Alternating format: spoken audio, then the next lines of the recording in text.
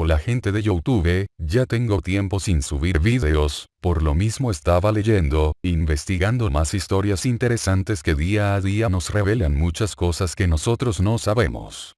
A continuación les contaré la otra conquista de México que no te enseñaron en la escuela. Interesante, te invito a que te quedes a escuchar. Sangre y fuego, tradiciones aniquiladas y la desaparición de una cultura milenaria.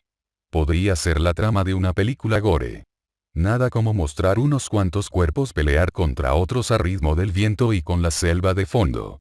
Unos ganando, otros muriendo, pero siempre con el honor en lo alto. Sin embargo, el guión resulta aún más impactante si en verdad ocurrió.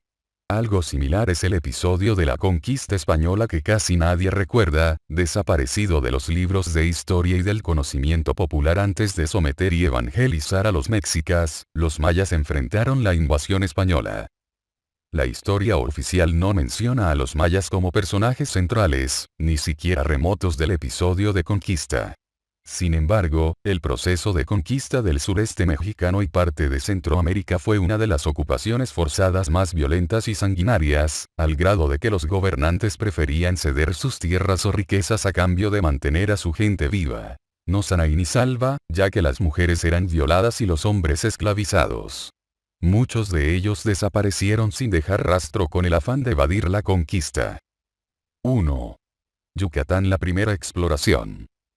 Era 1511 y contrario a lo que se piensa, el mundo maya aún existía, con conflictos entre los distintos reinos, la caída y auge de ciudades, gobernantes y todas las actividades que caracterizan a una civilización milenaria.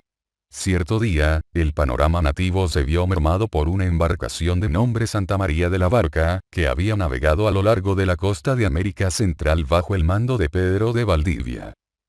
Justo cuando pasaba cerca de Jamaica, la carabela chocó con un arrecife y se hundió junto a la mayoría de tripulantes, excepto Gonzalo Guerrero y Jerónimo de Aguilar, quienes a bordo de un pequeño barco, se transportaron hasta hallar tierras seguras.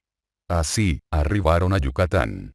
Al verlos de un color blanquecino, desnutridos y con armaduras brillantes en el cuerpo, un grupo de pobladores los tomó y los llevó como prisioneros ante Alachuinic, un señor maya.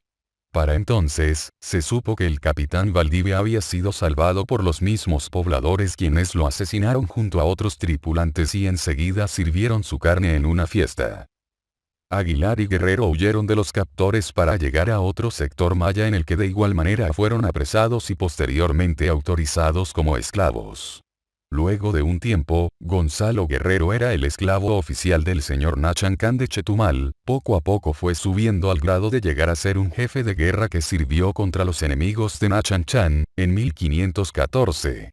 La primera expedición española en tierra maya no tuvo mayores consecuencias.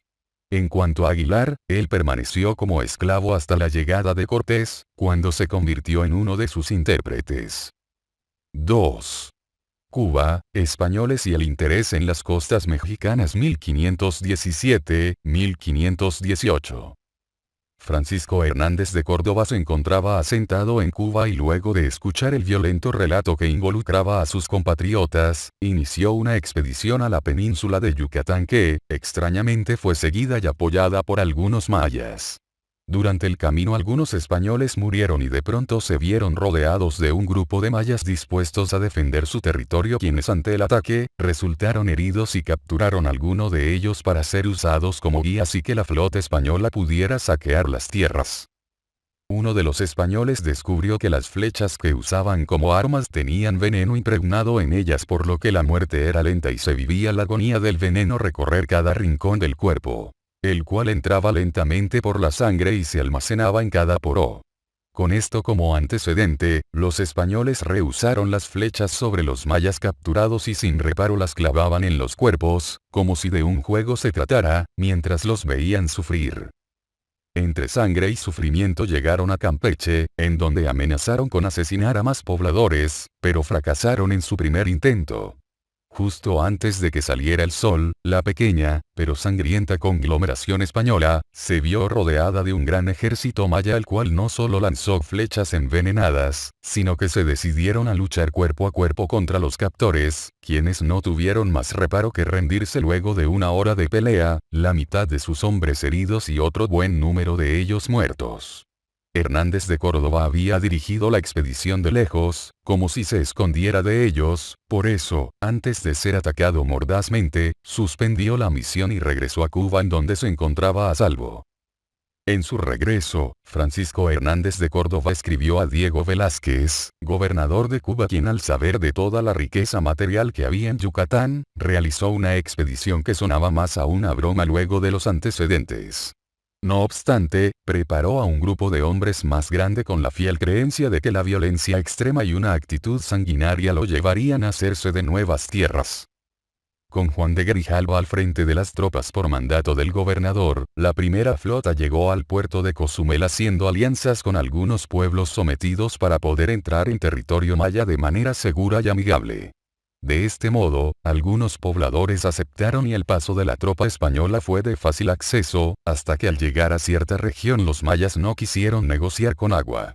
No hubo que insistirles, Grijalva no se andaría con juegos, por lo que ordenó abrieran fuego con un prototipo de cañón. Esta acción asustó a los pobladores que huyeron del sitio, dejándolo en bandeja de plata a los conquistadores. Más forzados que dispuestos, los mayas cedieron parte de su territorio y se convirtieron en intérpretes y mensajeros, así como en traidores obligados, sometidos a torturas impensables con tal de obtener información de los pueblos aledaños y las civilizaciones que aguardaban en el centro de México para llevar a buen puerto la conquista. 3. Hernán Cortés, un personaje conocido. Grijalva regresó a Cuba para escribirle a Hernán Cortés y darle cada detalle de la primera empresa española en la América continental.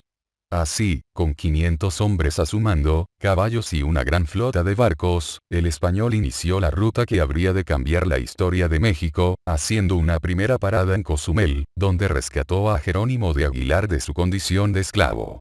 La batalla de Centla marcó el primer gran triunfo de Cortés sobre los mayas, que en lo consecutivo debieron pagar tributo y cooperar con los intereses españoles, hasta que la expedición tomó rumbo a Veracruz, con destino al centro de México. En 1521, la historia tomó el cauce que todos conocemos. Cortés conquistó Tenochtitlán, sin olvidar el territorio maya al que volvería en 1525, con una ceremonia oficiada por los sacerdotes que le acompañaban. La misa culminó con la presencia del rey de los Itzáes, quien quedó maravillado ante la grandeza de Cortés.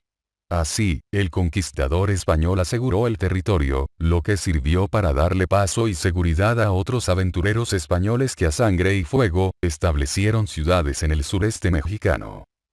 De esta manera, con el paso de los años y tras ver diferentes colonizadores llegar e irse, los mayas adoptaron algunas tradiciones y estilos de vida como el catolicismo y el orden económico, así como el uso de nuevas herramientas de trabajo, animales que sirvieron para el sustento personal y social y algunas reglas de convivencia en grupo.